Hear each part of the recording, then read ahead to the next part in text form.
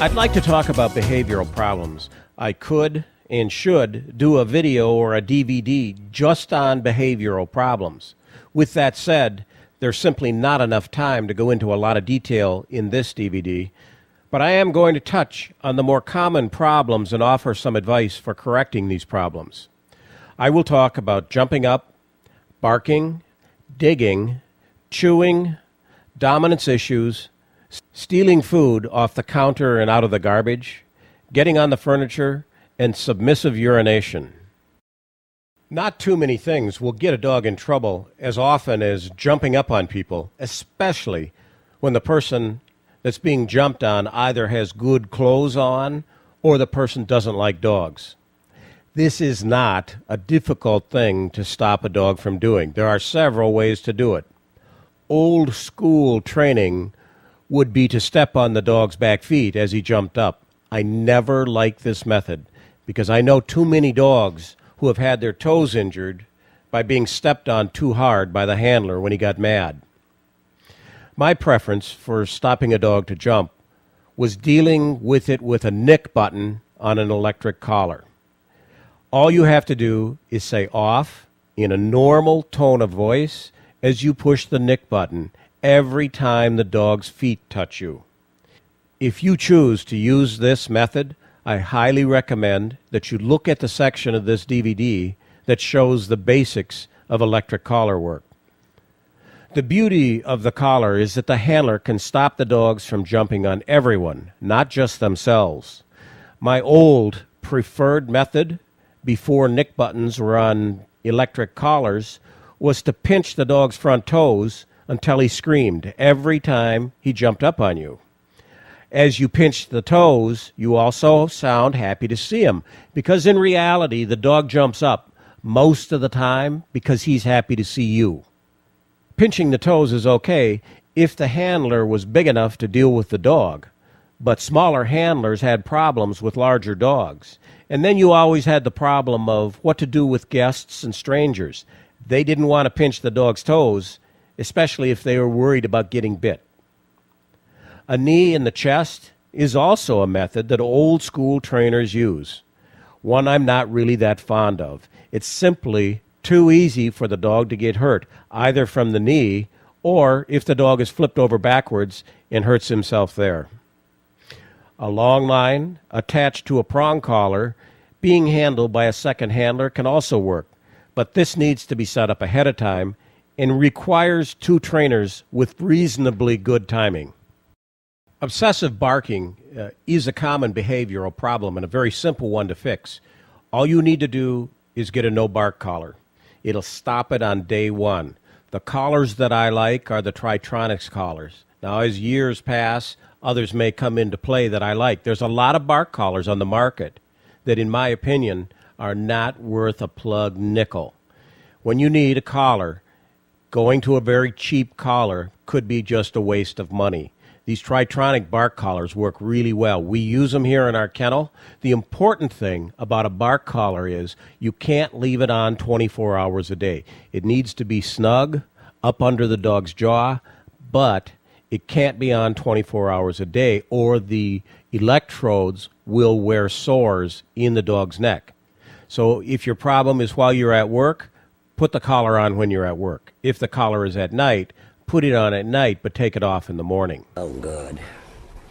You're so good. So now we're going to show how to put a no-bark collar on. These no-bark collars are really small. The way they fit is exactly the way that a prong collar fits. It should be underneath the dog's jaw, right behind the jaw, and the strap needs to be right behind the ears of the dog. Having a bark collar on down here is wrong. The right way to do it is to have it right behind Rixie's jaw. We put it on so that it's tight, that I can have a couple of fingers underneath of it. And it's supposed to fit right here. Come, Rixie. And it's not that tight, but it has to, the electrodes have to touch on the neck. That's fine. That's fine. Oh, poor Rixie. You don't need a bark collar. You're one of the few that don't. Yes. Okay. The way I solve digging problems when I have a dog that's digging a hole in my yard or in its dog yard is to take his dog poop and put it in these holes. 99% of the time, dogs will not go back and dig in an area where you've buried their dog poop. When I have a dog that has a chewing problem, I will deal with it with bitter apple. We stock bitter apple, or you might be able to find it locally. The correct way to use bitter apple is to take a cotton ball and soak it totally in the bitter apple. Then take that soaked cotton ball and put it in your dog's mouth and hold the mouth closed. If you can hold it closed for a minute, 3 days in a row for 1 minute, in the fourth day, when that dog smells bitter apple, you won't be able to catch him. When you see that kind of avoidance to bitter apple, take an old Windex spray bottle, fill it full of water, and put 5 or 10 drops of bitter apple in it. Anything that the dog has ever chewed, spray. You won't be able to smell the bitter apple, but I guarantee you the dog can, and he will turn around and go the other way rather than chew on something that has that bitter apple in it. But the secret is to condition the dog to hate the smell of bitter apple. This even works for digging holes outside. If you've conditioned the dog to hate the smell of bitter apple, you can put a few drops of the concentrate in the holes that he digs, and most dogs will stay away from those holes. We're going to take a minute here and talk about separation anxiety. A lot of dogs that come from rescue organizations have separation anxiety.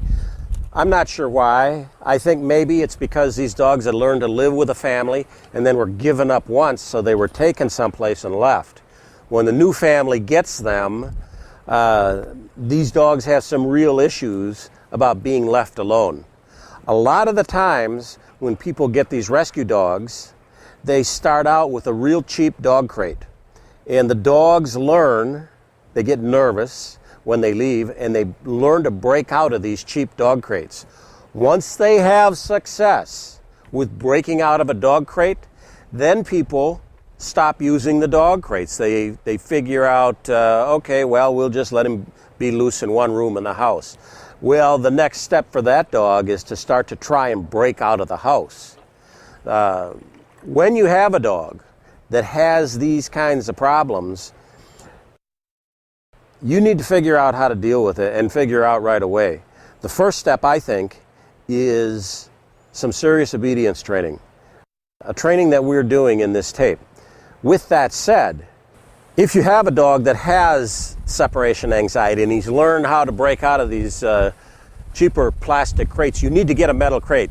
This can either be a Kennel Air crate and if you use a Kennel Air crate, you need to clip the gate with a couple of snaps, like the snaps that you have on a dog leash, and you need to zip tie all the edges together.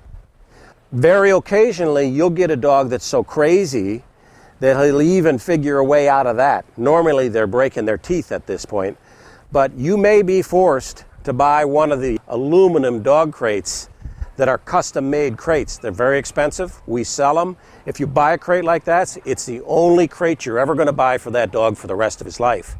With that said, the way to handle a dog that has separation anxiety is not to make any big deal about leaving and not to make any big deal about coming home. When you're going to leave, put the dog in the dog crate 20 minutes before you leave for a short period of time, come home, don't let the dog out, don't say anything to the dog, just go and open your mail, answer your email, and 20 minutes after you're home, you let the dog out. You do this a lot. Also, the dog needs to learn to live in a dog crate for extended periods of time while you're home. So when you're home, give the dog a Kong that's filled full of peanut butter or cream cheese, or give him a knuckle bone from a cow, put him in the dog crate, leave him in there for an hour or so at a time. The crate must become an integral part of this dog's life. One of the things that I'm very much against is medicating a dog that has separation anxiety. That's just covering up the problem, and it's not making the problem go away long term. If you attack this properly through obedience training, through proper dog crate procedures, not making a big deal when you leave, not making a big deal when you come back, you'll be able to solve the problem. In the worst case scenarios, when people have gone through all of these things and dogs still have problems, those dogs may need to learn manners inside the crate. And when I do that, I will use an electric collar and a nick button. But I give the dog a chance. I make sure that he's trained, and I do all the things that I just talked about before I jump to the electric collar.